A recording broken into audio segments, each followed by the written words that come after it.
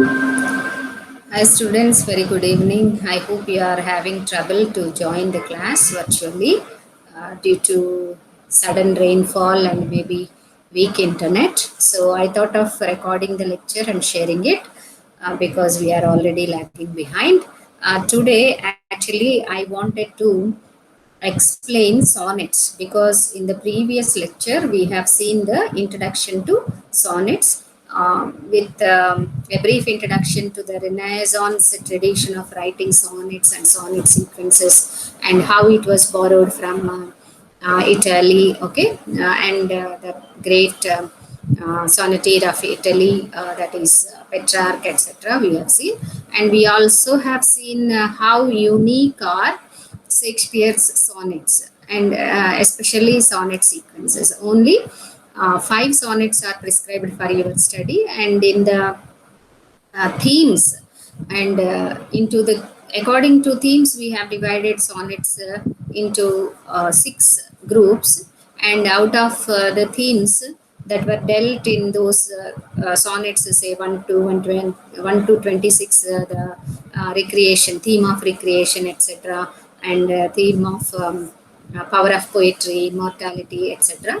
I told you that we are having representative sonnets of each theme that are prescribed for our study, and we have seen how they stand as the representative poems of Renaissance, of course, of Shakespeare's, revealing the greatness of Shakespeare also. So in this class, I will try to explain at least two sonnets.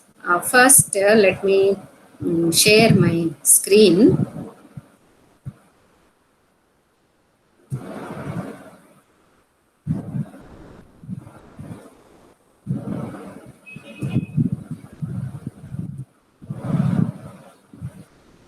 Yeah, this is, I hope the screen is visible to you. The Shakespearean sonnet number 18, which we'll be discussing now. So I have given the sonnet here. That is the first quatrain. Of course,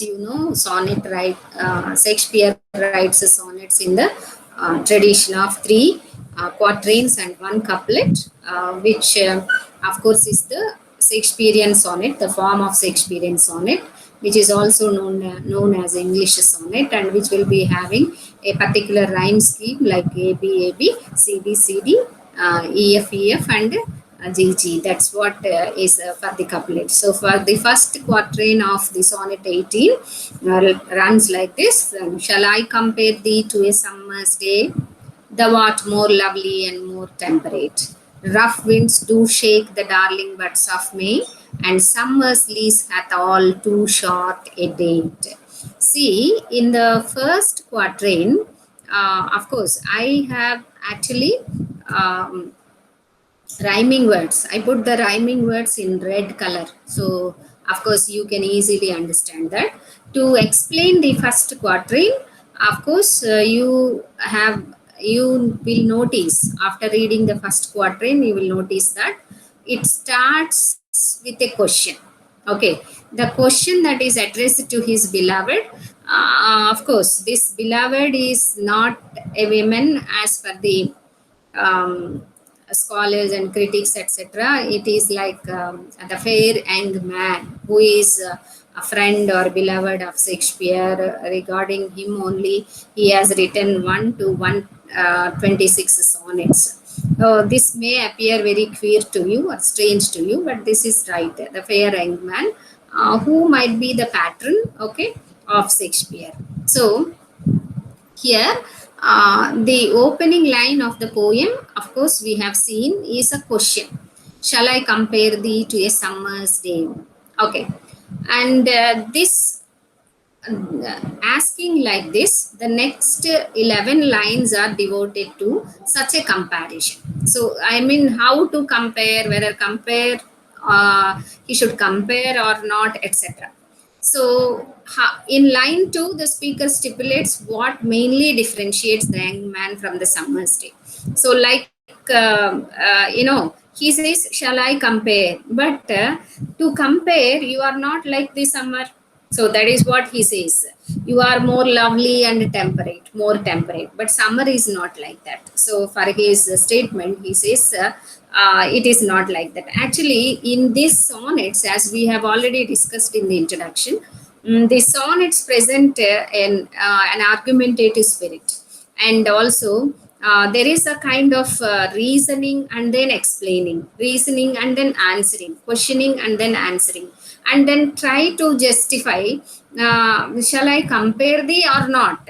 This is like an argument, and then a reason why he cannot, and that is why he says that you are very lovely and temperate, but summer is not like that. See, in the first quatrain, thou art more lovely and more temperate, rough winds do shake the darling buds of May, and summer's lease hath all too short a date. So summer is not permanent. Of course, human life is also not permanent. Here, he is bringing the themes of mortality and immortality, and transient or temporary and permanent. Of course, he wants to make his love permanent, or his beloved to live permanently, or whatever it is. Here he says that I want to compare you to the summer's day, but again he has a second thought. But can I do that? Because summer is not as lovely as you are, and as temperate as you are.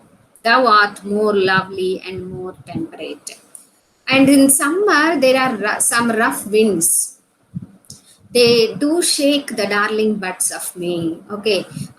But his beloved is not like that. He is very temperate. He is more lovely. No rough winds, maybe rough emotions, etc. He is very loving, and that is why he says, perhaps it is not what you say good to compare you to a summer's day. And moreover, one more feeling is, the loveliness, the feature of being lovely and soft and temperate, etc., is one thing, where it is contrasted with the rough winds of summer, which shake the darling buds of May. Actually, buds are very tender, very sensitive, and the rough wind, of course, makes them to fall also. So here we can say that his beloved, his beloved is having the quality of taking care, unlike the rough wind of May. Okay. So, and summer's lease hath all too short a date. And how long will summer last? It will be very short. It's a very natural thing that summer will not be there forever. It is natural. Seasons should change. Of course, why can't he expect the same thing in his in the case of his beloved? Let us see why. So here in the first quatrain, the argument is set. Okay, and then he has given some answers also. Though I feel like comparing you to a summer's day. Of course, a summer's day in those countries, the cold countries, is a pleasant day only. We know that the tradition of the sun baths, etc., they will have, because they are deadly cool countries, where temperature goes to minus degrees, etc. You have many sayings also, like make hay while the sun shines, etc. So summer, unlike for us, is a pleasant season only. Yet that season also will have some unpleasant things. So considering them, he first jumped to compare. He's eager to compare, but then he takes back, remembering the rough winds and then the short time of the summer. And then we go to the second quatrain. Sometimes too hot the eye of heaven shines. The eye of heaven is the sun, and often is his cool complexion dimmed. Of course, in sometimes it is not shiny also. Sometimes its complexion will be covered by clouds. It appears dim. And every fair from fair sometime declines, by chance or nature's changing course untrimmed. Of course, I told you, no, summer, of course, is short because that is natural. All seasons keep changing in a year, and that is a natural process. And here, he in the first quatrain started whether to compare or not and has given reasons. Maybe it is not good to compare because summer has rough winds and summer is temporary. And then he is continuing the reasons why he cannot compare. Even the second quatrain is also the continuation of the first quatrain.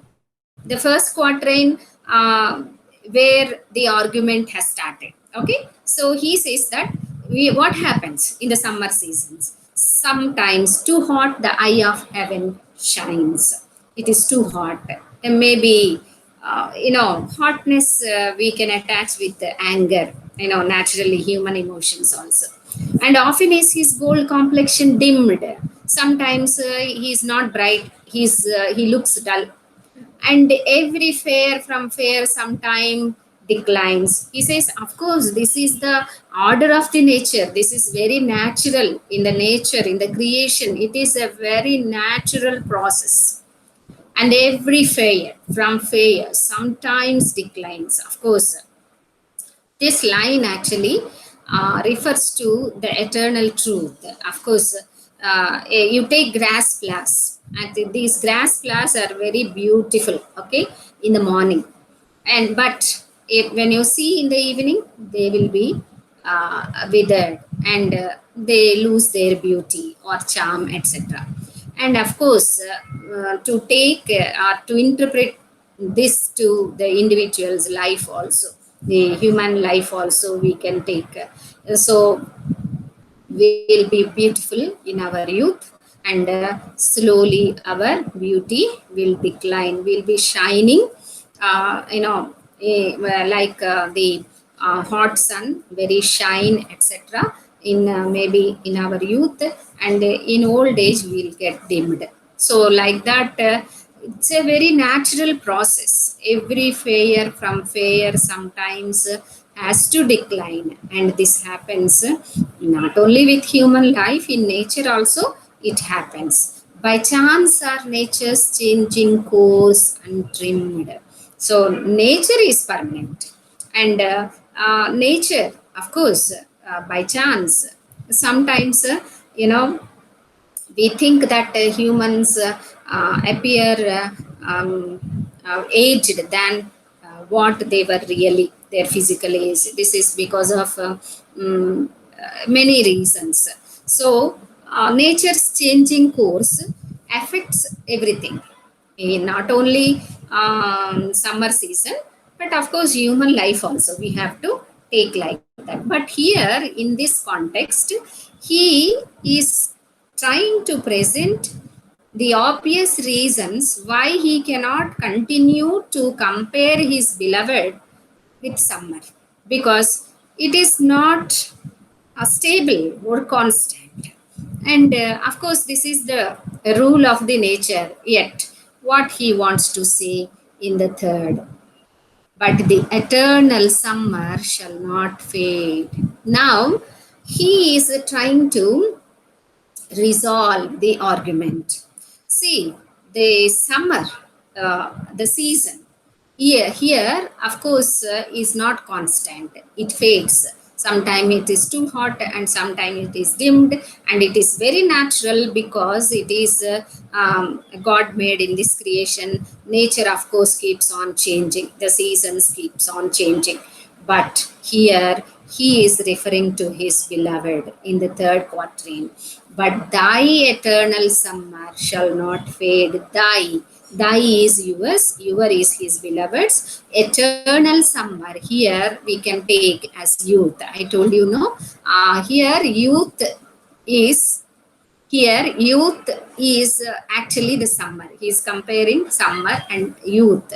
Of course, in youth we are having hot blood, hot blooded. Youth are always hot blooded. So the hotness of the summer, of course, is taken for youth. But In the previous stanza, that is the second quatrain, he stated either the hotness or shining or the dim is not constant, it is not stable, it is fluctuating. It one day it is shining, one day it is dimmed, or within a day itself, as for a half day it is shining, and for the next half it may not be so. He says, I don't want to compare you. So this is the resolution, because um, I don't want you to be like the summer season or a summer day, which of course may be dimmed at times and shining at times, and rough winds at times, may have rough winds at times, etc. So that is why he says that I don't want to compare, because I want your summer to be eternal. You shall not fade. This is actually in the previous 1 to 26 stanzas, which are like procreation, the stanzas of procreation, and also praising the youth, the young, fair young man, and he keeps on requesting him to get married so that he can give birth to his progeny, who will be the replicas of his beauty, or he's so handsome. The young man is so handsome. If he marries, this handsome will be passed to his children. So in that way he wants this young man to be eternal. So this we can consider, metaphorically he is saying that I want my beloved to be young forever, and of course in progeny also, nor lose possession of that fair thou owest. So what, you are so beautiful, and I don't want that you should lose the possession of your fairness. Nor shall death brag thou wanderest in his shade.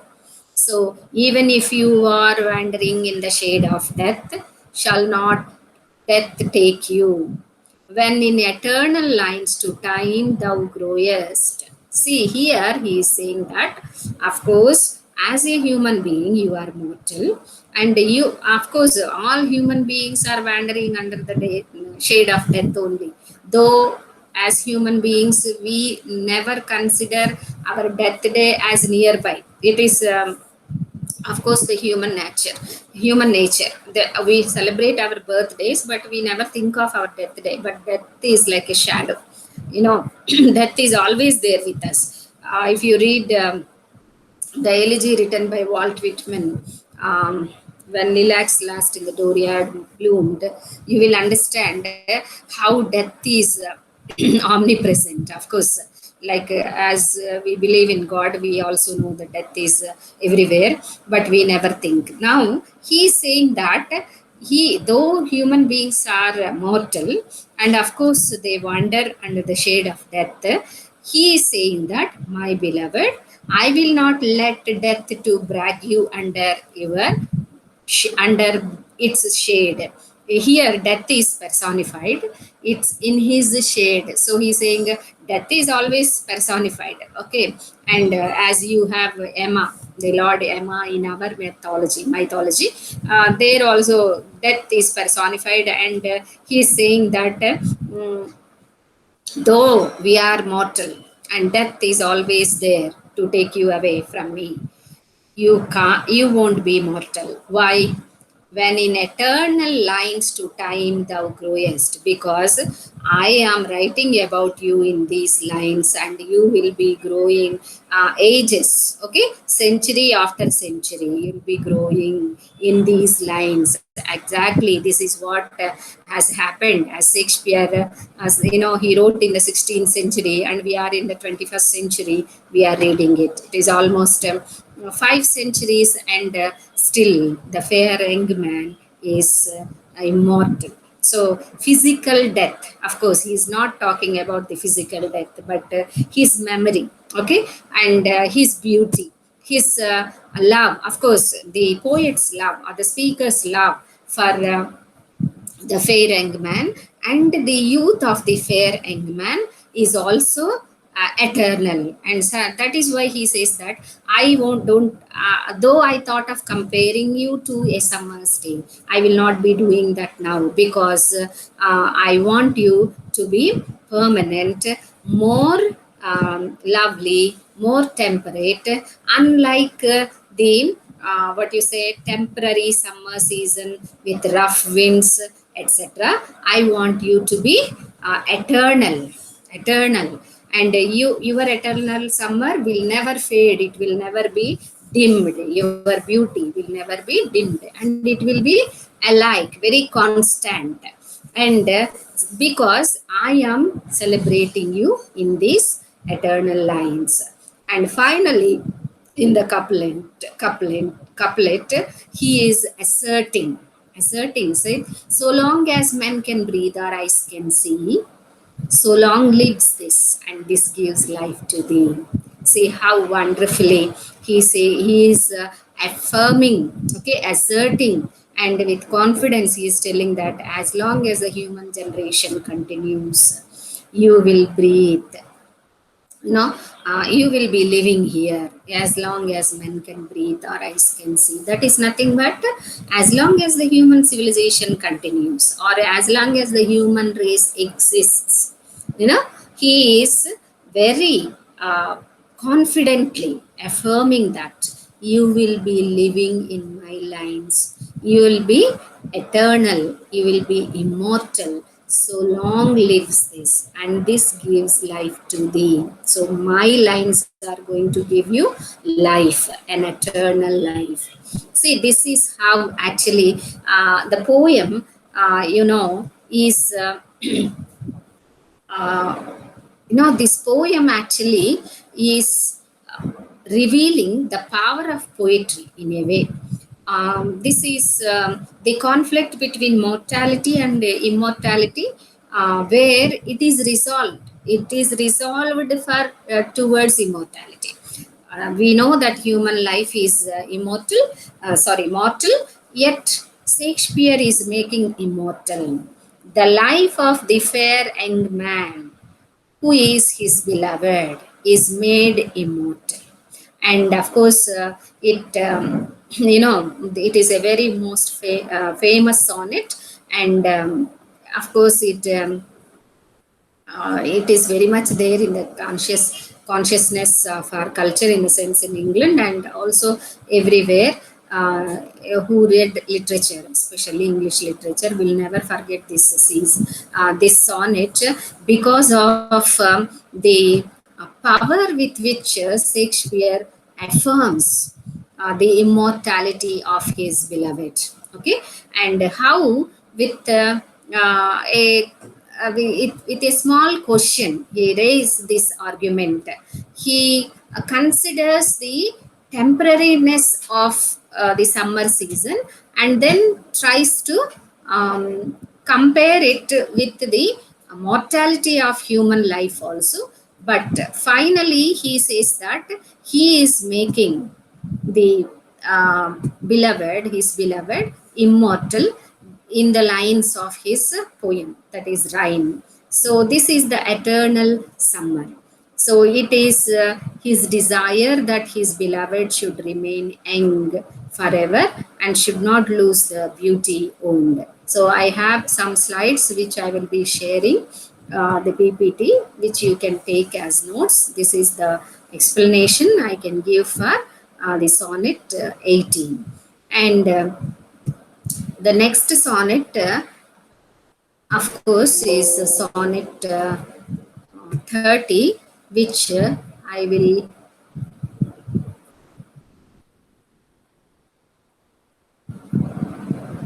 yeah, of course, which I will be explaining now. Just wait a while. I will share that also.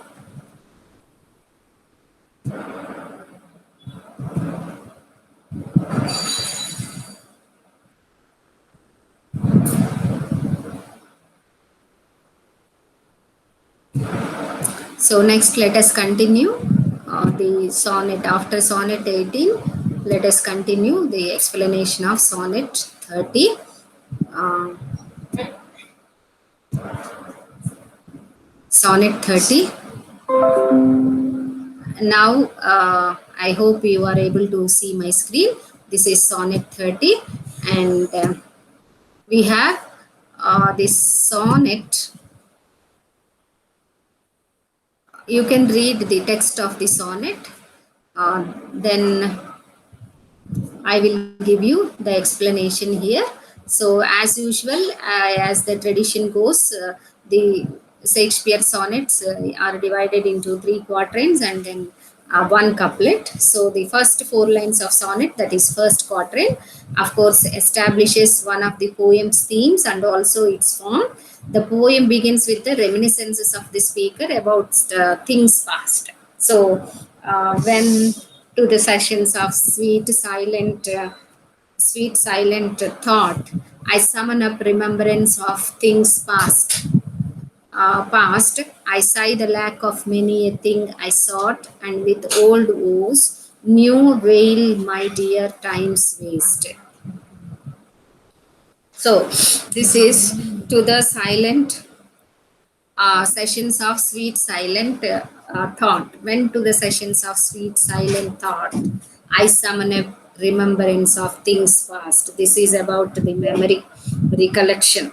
Okay, recollection of the past, all those things that Shakespeare is telling.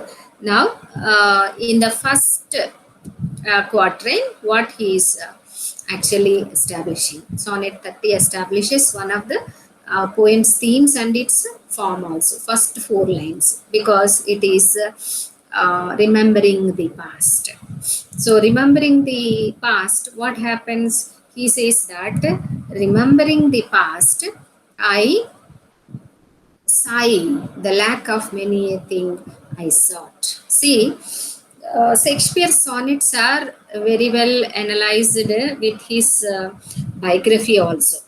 Because it is felt that they are composed, say, from 1590s onwards to 1609, etc. In 2 decades of time, Shakespeare has been writing these sonnets. And if you go to the biography of Shakespeare, it is Shakespeare was always struggling to earn his livelihood.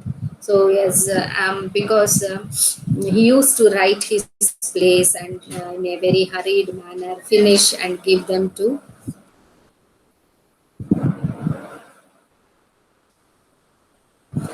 He used to write in a hurried manner, and he used to write in a hurried manner and used to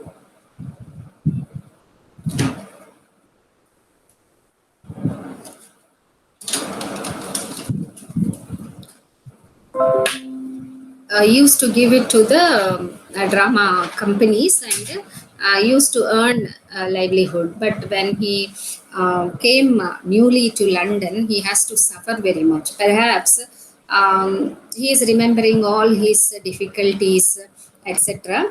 And he actually was always, sometimes when he was sitting silently, he used to get the reminiscences of his past, which is filled with what you say, um, which is filled with many difficulties. Perhaps whatever humiliations or difficulties or disappointments that he faced in his life. That is how he used to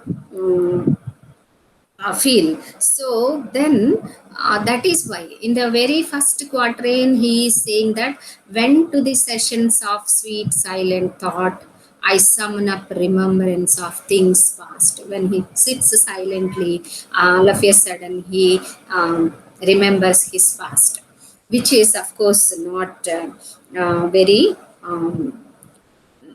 not very happy, or not without any disappointments, etc. So the actually in this sonnet, the use of this word sessions is very important, because it is actually a legal word, where judges will be calling upon the culprits or and then going on through the judicial sessions. So like it's like a tribunal,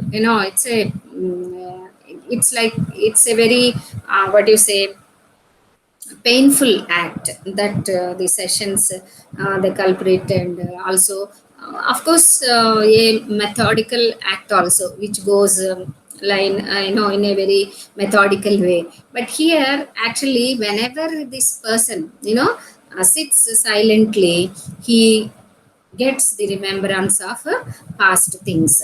And he's saying that I say the like of many a thing I sought, lack of many a thing, many he wanted. He might have expected many things of his life in London, etc., but he lacked so many. And he goes on to say that. Okay, then what is he doing? Remembering that with old woes new veil, my dear times waste. He says, all my sufferings are old only, nothing is new. But what am I doing? I am wailing newly for the old woes. Is it not a waste of time? Of course he knows that it is a waste of time. But whenever he sits in silence, these thoughts will occupy his mind. He can't help it. Okay, then in the uh, in the next quatrain, which of course I did not include here, he says the quatrain 2. I have given you the explanation of the sessions, which is in the Renaissance England. It is actually, yes, I have given you this. After explaining the first quatrain in uh, 3 or 4 slides, I have given you the second quatrain also. So the second quatrain, he says, then can I drown an eye unused to flow for precious friends hid in death's dateless night, and weep afresh love's long since cancelled woe, and mourn the expense of many a vanished sight. See here, as it is the practice of Shakespeare, in the first quatrain an argument starts, and the second quatrain continues that. Here also, actually, he stated in the first quatrain what happens when he sits in the silent sessions or in thinking silently, as if he is in a session, a tribunal, okay, etc. So the second, after that, he is now questioning himself. Then, can I drown an eye unused to flow? So usually he never, he's very brave. Of course, he confronted many difficulties in life also. Usually he never cries, but he is asking now because many disappointment, many frustrations, many losses that I had in the past come to me. Shall I drown my eyes? No, that means shall I cry, which are not used to cry? For precious friends hid in death's dateless night. What happened in the past? In the past, I lost many friends. It is, I think, a reference to the death of one of the patrons of Shakespeare. Because in those days, having good patrons is very important, because the poets are patronized, and this is what gives them life actually. And here he recollects the death of many of his friends. And of course, death's dateless night, friends hid in death's dateless night. Of course, death has taken them away. Now their death dateless means actually their death might have been forgotten by everyone, but for him it is coming back as if it is new. And weep afresh love's long since cancelled woe, So because the silent sessions are bringing back him the old memories, he is asking, shall I cry now and freshly weep for the old woes, old sorrows, and mourn the expense of many a vanished sight? So all those tribulations or disappointment or frustrations or losses, or they are all gone. Okay, they vanished from my eyes. Now they are not in front of me yet. I am I am feeling that. Oh, so the quatrain actually, he is describing what is this depressed state that he enters into when he silently sits. He cries or drowns his eyes. So something that is unusual for him. He is questioning himself. Shall I cry now? Because of the old woes, and because he lost some friends who are in the um, death's dateless nights. People have already forgotten them, and why should I newly cry again for the woes, or for the friends who are lost in the past? He's questioning himself like that. Then in the quatrain 3, then can I grieve at grievances foregone, and heavily from woe to woe tell over the sad account of forebemoaned moan, which I knew pay as if not paid before? So again, he is asking. So when, because they are all past woes, can I grieve at grievances foregone? Those are the grievances which I have already gone. And shall I now grieve heavily from woe to woe, tell over again, recollecting the old woes, past woes, etc.? Shall I grieve now? The sad account of forebemoaned moan. So already I have mourned or grieved. Okay, I was sad on in those days itself. I paid much in the past itself, which, but is it not sufficient? Which I knew pay as if not paid before. Now, am I, why shall I pay for it newly, as if I have not paid before, as if I have not suffered before? So these are all past woes. Actually, in this sonnet, we will recollect the nature of human beings. People are always thinking, they always think of the past. Rather than collecting the happy moments, they collect more sad moments. We don't know whether you experienced or not, but many people, of course, try to recollect the old woes, and then now also they drown their eyes. They will get tears in their eyes recollecting the woes. Perhaps this sonnet explains the human nature of their going back to the past again and again and grieving, etc., which is not good.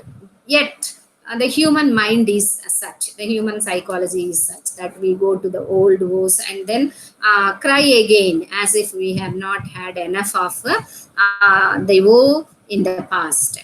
So in the last, the couplet, after considering whether he should cry for the old woes, etc., he says, but if the while I think on thee, dear friend, all losses are restored and sorrows end. So the couplet, of course, is like the volta here, wherein he enters into the turn he takes. Now, let me not grieve for the old woes. I will not grieve on the old woes, because he is saying that, dear friend, when I recollect you, when I think of you, when I think about you, dear friend, all losses are restored and sorrows end. I feel that I don't have any losses at all, and all my sorrows disappear. So this is actually, the dear friend is the fair youth whom the speaker, of course, the poet loves very much, and he says that whenever I am depressed with old woes, okay, and crying newly for the old woes, as if I did not cry for them in the past. And when I am suffering, okay, or struggling in the silent sessions of thought, your remembrance, of course, clears away all my loss. And I feel that my losses are not at all losses when I think of you. And he also says that my sorrows end immediately when I think of you. My sorrows disappear. Of course, this is, in another words, in this sonnet, he is affirming the power of what you call the friendship. So he in the 18, the sonnet 18, he affirmed the power of poetry, rhyme, wherein he made his friend immortal. Now in this sonnet, after thinking very much and wailing very much, recollecting the sad, that means his mind has become gloomy. He has entered into a sadder moment, okay, a sadder mood, okay, a sad mood. And then he is unnecessarily recollecting all those past things wherein he suffered, and his disappointments all, and then he is paying for them in the gloomy mood as if he did not paid anything. But all of a sudden, the remembrance of his friend, his loved one, brings him back to the normal state of mind. In a way, we can consider this sonnet in the general sense as a sonnet that is speaking about the power of the friend, having a dear friend and recollecting. So immediately when he thinks of his friend, all his woes are gone, and all his sorrows are no more, they end. So this is how in this sonnet he explains the power of friendship. And in the first sonnet he explained, I mean the 18 sonnet number 18, he explained the power of poetry or rhyme. So for today's class, as you are not able to join, I will close here, and tomorrow we will try to finish the rest of the three sonnets. I will end here. Have a nice time.